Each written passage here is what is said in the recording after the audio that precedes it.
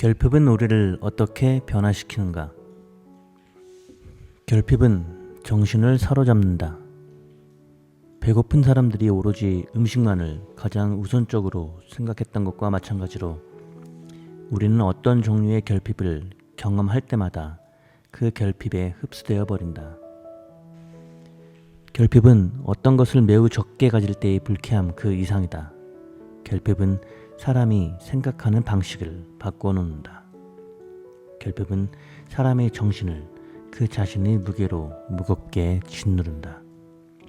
어떤 사람이 자신에게 필요한 것을 너무 적게 가지고 있다고 느낄 때 그의 정신에 어떤 일이 일어나는지, 그리고 그렇게 일어난 일이 이 사람의 선택과 행동을 어떻게 규정하는지에 초점을 맞추려 한다. 결핍은 불만과 투쟁으로 이어진다.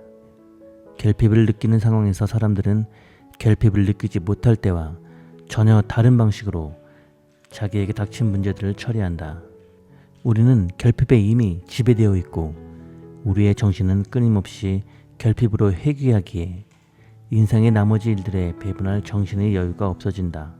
시간 제한이라는 압박이 정신을 집중하게 만들고 이전의 노력을 당장 급한 어떤 결과물로 압축해내도록 만든다. 마감 기한이 임박하면 꾸물거리고 있을 시간이 없다. 결핍이 그 모든 선택을 강제한다. 추상적이었던 것이 구체적으로 바뀐다. 이 마지막 압박이 없다면 당신은 여러 가지 생각만 떠올릴 뿐 결과물을 만들어낼 수 없다. 시간이 부족하다는 사실이 명백해지면 사람들은 집중을 한다. 마감 기한이 생산적인 효과를 발휘하는 정확한 이유는 시간의 결핍 상황이 아니고 이것이 정신의 집중을 유도하기 때문이다. 시간이 부족할 때면 사람들은 그 남은 시간에 보다 많은 것을 얻어낸다. 그게 업무의 성과이든 즐거움이든 말이다. 우리는 이것을 집중 배당금이라고 부른다. 이것이 바로 정신을 사로잡는 결핍이 가져다주는 긍정적인 결과이다. 실제로는 마감 기한이 없는데 마감 기한이 설정된 것처럼 스스로를 속여서 자기를 더욱 열심히 일하게 하기란 매우 어렵다. 상상의 마감 기한은 그냥 상상일 뿐이다. 그러므로 이것은 실제 마감 기한만큼 사람의 정신을 사로잡지 못한다. 결핍은 우리가 빠르게 생각할 때나 느리게 생각할 때나 항상 우리의 정신을 사로잡는다. 집중의 힘은 뒤집어 말하면 다른 것들을 지우는 힘이다. 쉽게 말해 결핍이 집중을 하게 하는 것이 아니라 사람들로 하여금 터널링을 하도록, 즉 임박한 결핍을 제어하는 데만 집중하도록 유도한다고 할 수 있다. 결핍은 어떤 강력한 목표를 생성하고 이 목표는 다른 목표들이나 고려해야 할 것들을 억제한다. 결핍은 우리가 사물을 바라보는 방식을 바꾸어 놓는다. 사람들이 당연하지 않은 선택을 하도록 만든다. 결핍은 편익을 생성한다. 그래서 결핍의 순간에 사람들은 보다 생산적이다. 그러나 결핍은 대가를 요구한다. 터널 시야와 같은 편합한 관점 때문에 사람들은 자기도 모르는 사이에 자기가 실제로 소중하게 여기는 것까지도 무시하고 지워버린다. 우리의 정신을 차지하고 우리를 산만하게 하는 것들은 굳이 바깥에서 들어오지 않는다. 흔히 사람들은 이것들을 스스로 만들어낸다. 그리고 이렇게 해서 생겨난 산만함은 현실 속의 기차보다 더 강력한 주의를 사로잡을 수 있다. 지속적인 근심거리는 우리의 정신을 잡아당기고 우리를 빨아들인다. 외부의 소음이 사람들로 하여금 명쾌하게 생각하지 못하도록 산만함을 조장하듯 결핍도 사람들의 내면에 그런 혼란을 생성한다. 주의력 상실은 짧은 순간에 일어난다. 하지만 우리는 결핍이 유도하는 산만함이 상당히 오래 지속된다고 추정했다. 우리 관점에서 바라보자면 모든 사람이 자기 정신에 세금을 부과하는 근심거리나 어떤 필요를 가지고 있다. 마감 시간에 쫓기며 일을 할 때는 반드시 끝내야 하는 어떤 일이 정신을 사로잡는다. 그래서 다른 일에 1시간이라는 자원을 소비하려면 바로 그 자리에 트레이드 오프가 나타나서 매서운 눈길을 보낸다. 하지만 시간이나 돈이 넉넉할 때 우리는 쪼들릴 때처럼 집중하지 않으며 트레이드 오프도 희미하게만 존재한다. 이렇게 볼 때 트레이드 오프 사고는 결핍에 따른 필연적인 결과이다. 가난한 사람들은 부유한 사람들에 비해 거의 2배 가까울 정도로 트레이드 오프 사고를 드러냈다. 느슨한 사람들은 자유롭게 해서 아무 생각 없이 물건을 사다 그렇게 놓고 방치하게 만든다. 덜 바쁜 사람의 경우 느슨함은 실수를 흡수해주고 부정적인 결과를 최소화한다. 바쁜 사람은 훨씬 더 큰 계획 실수를 저지르기 십상이다. 이런 사람은 어쨌거나 자기가 가장 급하게 처리해야 할 일에 정신 집중을 하긴 해도 정신은 더 자주 다른 곳에 가 있기 때문이다.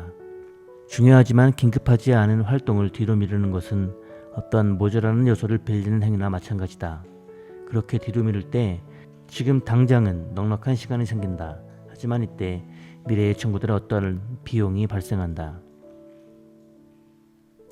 결핍은 사람들로 하여금 중요하지만 긴급하지 않은 일, 이런 것들을 뒤로 미루게 하는데 사실 이런 것들은 쉽게 무시되고 만다.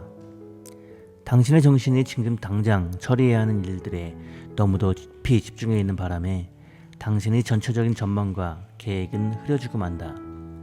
어떤 회의에 참석하더라도 그 뒤에 다시 이어질 차기 회의들을 생각하지 못한다. 지금 이 순간에서 발을 빼고 뒤로 물러나 미래를 내려다본다면 보다 넓은 관점과 일정량의 인지 자원이 필요하다. 현재의 결핍에 정신이 집중되어 온통 거기에 사로잡힌 상태에서 미래를 내다보는 것은 또 다른 터널링 세금이라는 재난을 부를 수 있는 위험을 내포한다. 결핍은 사람들이 근시안에 빠지게 만드는 여러 행동을 유발한다. 결핍은 지금 당장에 몰입하도록 사람들을 압박한다. 내일도 우리는 여전히 가난할 수 있지만 그것은 오늘이 아닌 다른 날에 해결해야 할 다른 문제일 뿐이다. 우리를 사로잡는 결핍은 현재의 문제이며 이것은 터널링 세금을 부과하며 우리를 근시안적으로 행동하게 만든다. 계획을 세우려면 한 발 뒤로 물러나야 한다. 하지만 끊임없이 저글링을 해야 하는 사람으로서는 현재 상황에 사로잡혀 있을 수밖에 없다. 결핍의 덫을 간신히 벗어나 살아가는 사람들에게는 아주 작은 불안정성조차도 커다란 위협으로 작용한다. 충격을 흡수해서 완충 역할을 해줄 느슨함이 거의 없는 상황에서 어떤 규모의 불안정성이든 그런 것들은 이 충격이 거의 그대로 전달된다. 시간이든 돈이든 넉넉하게 많을 때 사람들은 낭비한다. 우리는 지나치게 느긋한 생활을 한다. 지난 수십 년 동안 이루어진 연구 결과를 보면 심지어 최상의 시기에도 사람들은 꾸물거리고 현재에 과도하게 몰입하고 또 분명하지도 않은 낙관에 취하는 경향이 있다. 지금 해야 할 필요가 있는 일을 나중으로 미루고 저축해야 할 돈을 허황하게 낭비한다. 평화로울 때의 귀중한 순간들을 활용해 장차 다가올 충격에 대비하는 완충장치를 미리 마련하지 못하기 때문에 상황은 더욱 나빠진다. 가난한 사람은 여전히 가난하고 외로운 사람은 여전히 외롭고 바쁜 사람은 여전히 바쁘고 또 다이어트를 하는 사람은 결국 습해할 수밖에 없다. 결핍은 결핍을 영속화하는 어떤 심리 상태를 만들어낸다. 대역폭에 지나치게 많은 세금이 부과되었다는 것은 새로운 정보를 처리할 능력이 그만큼 줄어들었음을 뜻한다. 머릿속이 잡생각으로 부글거리고 끓고 있는 학생이 어떻게 강의 시간에 강의 내용에 집중할 수 있겠는가. 가난한 사람들이 가장 흔히 시달리는 결핍 가운데 하나가 대역폭 결핍이다. 부족한 돈을 어떻게든 쪼개고 만들어서 살아가려는 힘겨운 투쟁이 이 사람들에게 대역폭이라는 필수적인 자원을 박탈한다. 특정한 환경은 그 환경에 놓인 가난한 사람들의 삶을 이해하는 데 중요하다. 가난한 사람을 이해하기 위해서는 우리는 가난한 사람들이 집중을 하고 터널링 상태에 빠지고 온갖 실수를 저지른다는 사실을, 즉 돈만 부족한 게 아니라 대역폭도 부족하다는 사실을 인식해야 한다. 시간의 짐을 빡빡하게 싸면 비록 다른 사람들이 볼 때 그 일정을 약간 더 빡빡하게 잡았을 뿐이라고 생각할 수도 있겠지만 이 사람의 전체 일정은 꽉 막힌 도로에서 오도 가도 못하는 사람들처럼 완전히 망가지고 만다. 사람들은 여유를 마련하지 못한다. 지금 당장 해야 할 일에 초점을 맞추느라 미래에 어떤 일이 일어날지 충분히 생각하지 않기 때문이다. 현재의 긴박함은 눈에 선명하게 보이는 데 반해 미래의 긴박함은 덜 급하고 상상하기도 한층 어렵다. 추상적인 미래가 구체적인 현재와 비교하면 느슨함은 사치처럼 느껴진다. 급한 불고기의 덫은 엄청난 저글링을 해야 한다는 실현을 포함하고 있다.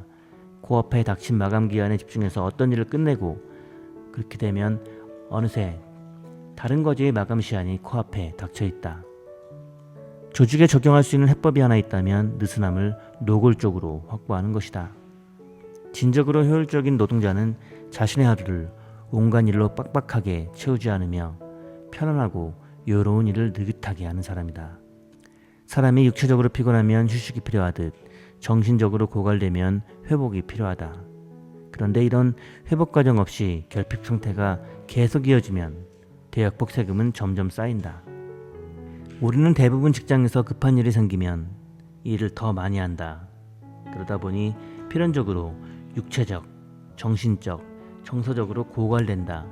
이러한 현상은 결국 집중도를 저하시켜 사람을 산만하게 만든다. 결핍에 따른 압박이 아무리 우리를 만류한다고 하더라도 그에 굴하지 않고 대역폭을 관리하고 강화하는 데 집중할 필요가 있다. 결핍을 관리하는 쉽고 단순한 수단은 바로 터널 안에 있는 것에 영향력을 행사하는 것이다. 상기자는 믿을 수 없을 정도로 단순하게 작동하지만 자주 간과된다. 헬스장에서 운동을 해야 한다는 생각이 우리 터널 안에 계속 머물게 하려면 어떻게 해야 할지 곰곰이 생각하지 않는다. 어떤 결정이 무시당해 이루어지지 않을 때 일어나는 결과를 바꾸면 무시로 인해 일어나는 문제를 해결하는데 놀랍도록 큰 영향을 미친다. 자동이체 설정이 가장 좋은 예이다. 집을 깨끗하게 정돈된 상태로 유지하려면 지속적인 경계가 필요하다. 하지만 도우미를 고용한다면 한 번의 경계만으로 지속적인 번거로움의 고통을 해결할 수 있다. 하이패스를 구매하면 고속도로를 다닐 때 현금을 준비하지 않아도 된다. 당신의 정신이 노년의 삶에 집중하고 있다면 곧바로 행동을 취하라.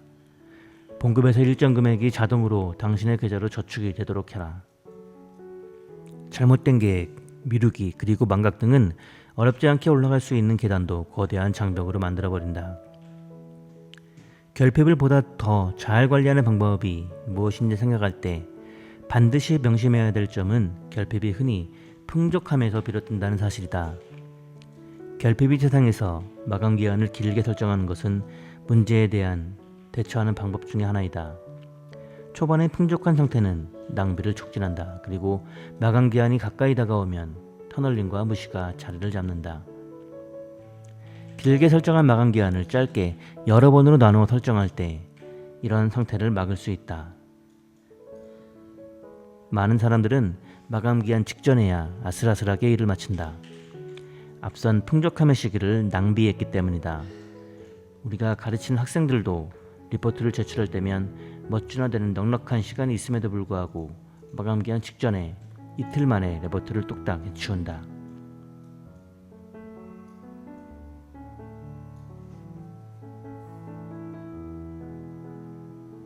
결핍의 근원을 계속 거슬러 올라가면 풍족함에 다다른다. 경기 침체는 호황기에 했던 행동에 대한 결과이며 마감기한을 앞두고 허겁지겁 일하는 것은 그 전에 몇 주 동안 느긋했기 때문이다.